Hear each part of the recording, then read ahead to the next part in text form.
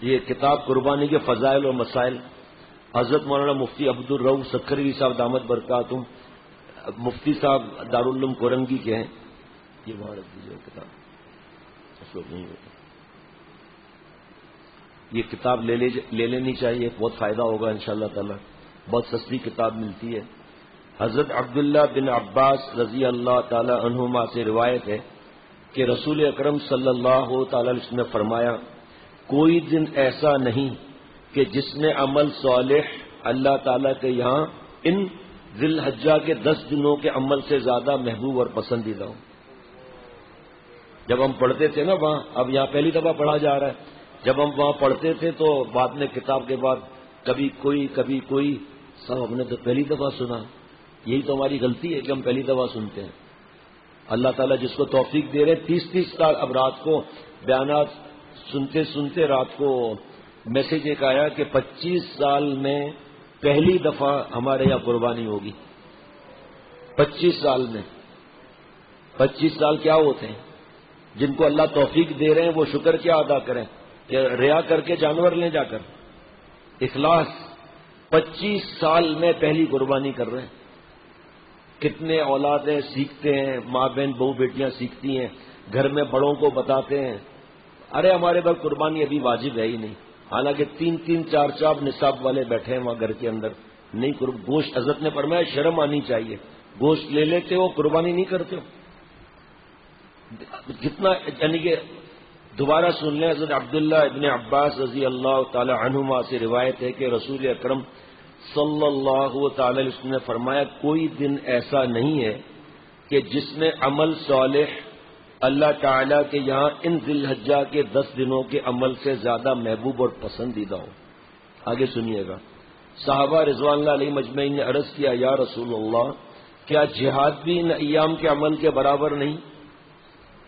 آپ صلی اللہ تعالی علیہ وسلم نے فرمایا, ہاں جہاد بھی ان دنوں میں کیے ہوئے عمل کے برابر نہیں. آگے لیکن بھی ہے, مگر وہ شخص جو جان و مال لے کر جہاد کے لیے نکلے پھر ان میں سے کوئی چیز بھی واپس نہ لاوے, نہ جان نہ مال دونوں قربان کر دے, یعنی شہید ہو جائے, اس کا رتبہ زیادہ ہے. پھر کہ آپ سوچو کون سی ایسی بات ہے جو ہمارے لیے واضح نہیں ہے. یہ دیکھو وپر خاص پہنچ گیا. بھائی جان وپر خاص ابھی نہیں آیا, جی بات نہیں ہے, بڑا ایکسپرٹ ہے چھری پھیرنے میں جانور پر. وہاں اس وقت نیند آ گئی پھر ایک لات لگے گی جانور کی. معافی تو چاہتا ہوں لیکن سو کیوں رہتا ہے. اس طرف بھی دیکھو بھائی, کوئی اور تو نہیں ہے, تو چیمپئن آج نہیں ہے سونے والا, ڈیوٹی پر گیا ہوگا. بخاری شریف کی حدیث پا گئی ہے. اب جس کو ہے وہ شیخ سے پوچھے کہ کیا عبادت کرنی ہے. پتہ چلا ساری رات عبادت کی, فجر کی نماز غائب. شب قدر میں اگر کوئی تراویاں پڑھ کر ہمت نہیں ہے سو جائے اور سحری کر کے جماعت سے اس نے نماز پڑھی اور اس کی نیت بھی ہے عبادت کی, ساری رات عبادت میں لکھی جائے گی. ذی الحجہ میں ابھی 3 دن باقی ہیں, ٹھیک ہے, 2 دن 3 دن 4 دن, ٹھیک ہے. تو کیا آج عبادت کرنا منع ہے؟ عبادت اصل عبادت کیا ہے؟ تقویٰ. اب اس رات میں قرآن پاک پڑھ لیا, 2-4 نفل پڑھ لیا, ٹی وی وغیرہ دیکھ رہے ہیں, 10 دن ٹی وی بند کر دیا, رمضان میں 25 دن 28 دن 29 دن ٹی وی بند کر دیا. ارے جو ٹی وی دیکھتے ہیں ان کو احساس ہونا چاہیے کہ ہم آخرت کو چھوڑ کر گناہوں کی طرف جا رہے ہیں. ٹی وی دیکھتے ہوئے موت آ گئی, پھر حدیث پاک ہے جو جس سال میں مرے گا اس سال میں اٹھایا جائے گا. کیسی موت ہوگی یہ؟ قرآن پڑھتے ہوئے انتقال ہوا تو حضرت مولانا یونس پٹیل صاحب دامت برکاتہم مذہب کے خلیفہ ساؤتھ افریقہ کے بڑے عالم, اللہ ان کی مغفرت بے حساب فرمائے, حتیم میں دعا مانگتے ہوئے انتقال ہوا. یہ کیسی موت ہے یہ بھائی جان کی اللہ مغفرت بے حساب فرمائے. اثر میں 4تھی رکعت اٹھتے اٹھتے اللہ کے پاس چلے گئے. اتنا بھی وقت نہیں ملا کہ کوئی ذرہ برابر وقت نہیں ملا کہ ڈاکٹر کو بلا ہی لے, بس اللہ نے بلا لیا.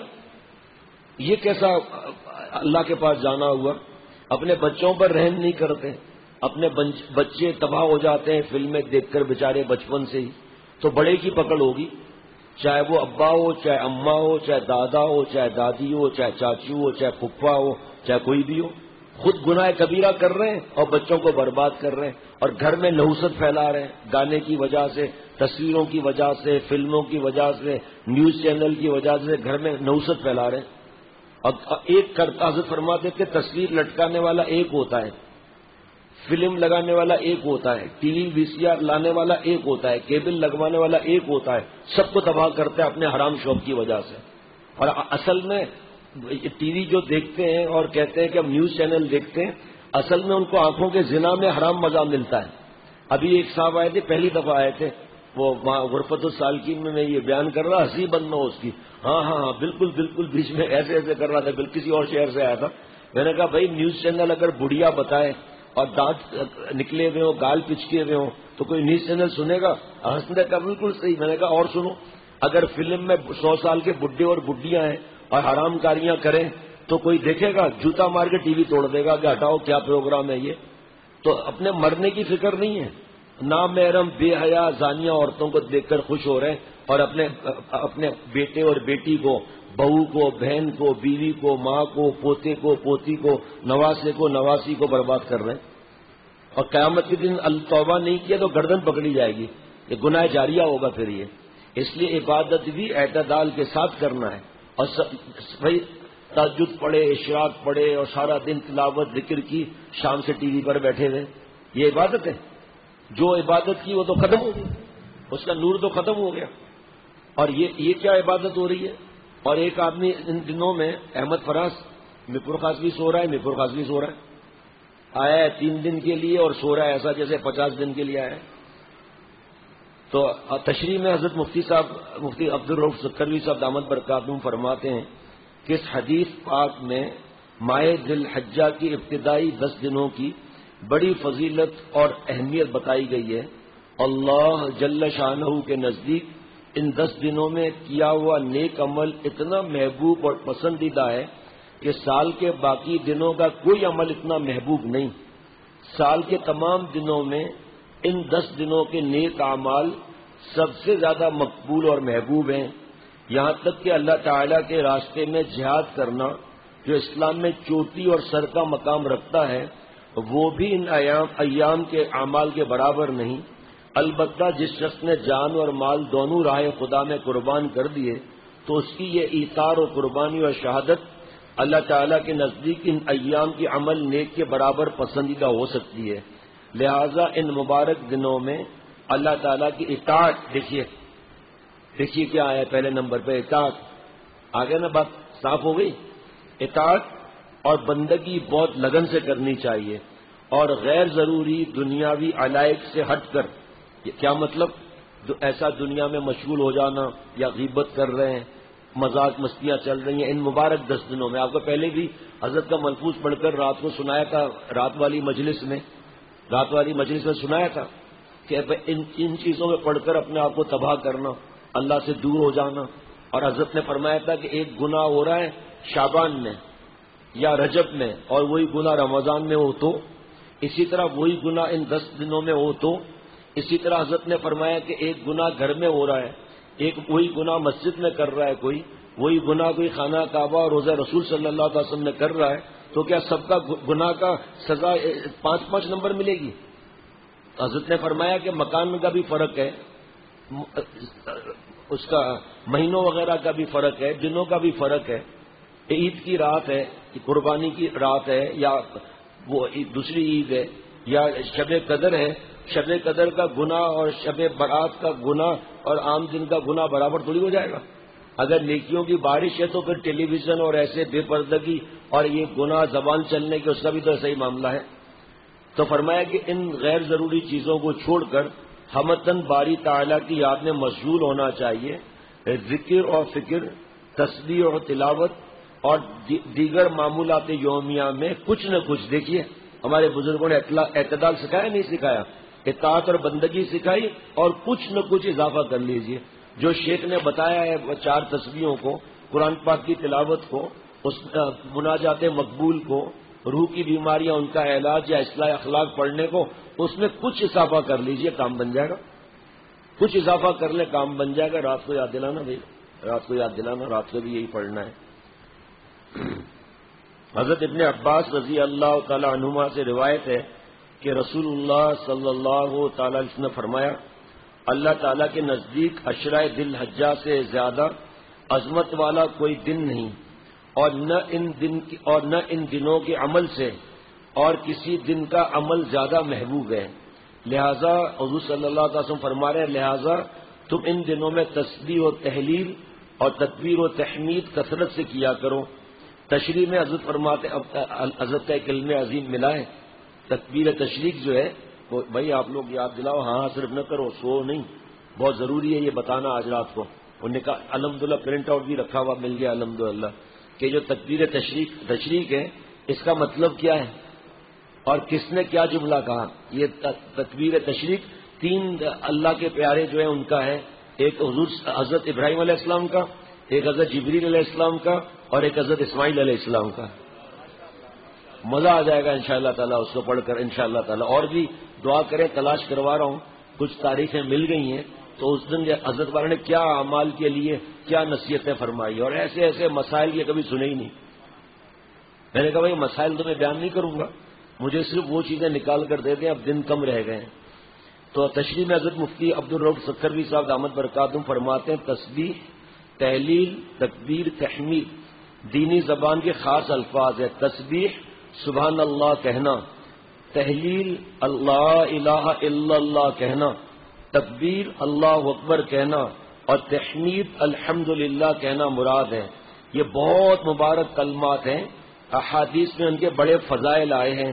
آپ کے پاس پرنٹ آؤٹ نہ ہو تو ہم سے لے لیں پرنٹ آؤٹ، کہ جو یہ تکبیر تشریق پڑھنی ہے تو وہ آپ لے لیں، تاکہ وہ گھر والوں کو وہ ایسی جگہ جہاں وہ نماز پڑھتی ہیں وہاں اس کو چپکا لیں۔ ہمارے پاس پرنٹ آؤٹ ملتا ہے، ہمارے دوست ہیں، جس وقت آ جائیں 11 بجے کے بعد رات تک عشاء تک آ جائیں تو پرنٹ آؤٹ لے لیں، اور پرنٹ آؤٹ نکلوا کے تقسیم بھی کرا دیں، لکھ لیں اپنے پاس، جمعرات کو اچھا خاصا تقسیم کرانا ہے۔ یہ بہت مبارک کلمات ہیں، احادیث میں ان کے بڑے فضائل آئے ہیں، یعنی سبحان اللہ، لا الہ الا اللہ، اللہ اکبر اور الحمدللہ۔ ایک حدیث میں ہے رسول کریم صلی اللہ تعالی علیہ وسلم نے ایک مرتبہ صحابہ رضوان اللہ علیہ مجمعین سے فرمایا، کیا تم میں سے کوئی شخص ایسا ہے جو روزانہ احد پہاڑ کے برابر عمل کر لیا کرے؟ احد پہاڑ کتنا بڑا ہے؟ صحابہ رضوان اللہ علیہ مجمعین نے عرض کیا، یا رسول اللہ، اس کی کون طاقت رکھتا ہے کہ اتنے بڑے پہاڑ کے برابر عمل کرے؟ آپ صلی اللہ تعالی علیہ وسلم نے فرمایا، ہر شخص طاقت رکھتا ہے، احد پہاڑ کے برابر عمل کر لے۔ صحابہ رضوان اللہ علیہ مجمعین نے عرض کیا، اس کی کیا صورت ہے؟ ارشاد فرمایا، سبحان اللہ کا ثواب احد سے زیادہ ہے، لا الہ الا اللہ کا ثواب احد سے زیادہ ہے، الحمدللہ کا ثواب احد سے زیادہ ہے، اللہ اکبر کا ثواب احد سے زیادہ ہے۔ واہ! ایک دوسری حدیث میں حضرت صلی اللہ تعالی وسلم نے فرمایا کہ سبحان اللہ 100 مرتبہ پڑھا کرو، اس کا ثواب ایسا ہے جیسے تم نے 100 عربی غلام آزاد کیے، اور الحمدللہ 100 مرتبہ پڑھا کرو، اس کا ثواب ایسا ہے جیسے تم نے 100 گھوڑے ماں سامان وغیرہ جہاد میں سواری کے لیے دے دیے، اور اللہ اکبر 100 مرتبہ پڑھا ہو، یہ ایسا ہے جیسے تم نے 100 اونٹ قربانی میں ذبح کی اور وہ قبول بھی ہو گئے۔ اور لا الہ الا اللہ 100 مرتبہ پڑھا کرو، اس کا ثواب تو تمام آسمان اور زمین کے درمیان کو بھر دیتا ہے، اس سے بڑھ کر کسی کا کوئی عمل نہیں جو مقبول ہو۔ اس لیے ان مبارک ایام میں بہت ہی اہتمام سے ان مذکورہ کلمات کو اپنے تحمل کے حساب سے پڑھنا چاہیے، اور استغفار اور درود شریف کا خصوصی اہتمام کرنا چاہیے۔ سبحان اللہ! آپ دیکھیں، میں پڑھتا جاؤں گا، آگے پتہ چلا ان دنوں میں جو روزہ رکھنا ہے اس کا ثواب کیا ہے، اور کسی کی طاقت بھی ہے، پتہ چلا 4 روزے نکل گئے۔ اس لیے جس کی طاقت ہو، ہمت ہو، گرمیاں ہیں، ایسا نہیں جوش میں آ گئے عبادت سے محروم ہو گئے، چلو ایک روزہ رکھ لیا تو بھی منع نہیں ہے۔ اس لیے یہ چیز اس کی فکر رکھنی چاہیے۔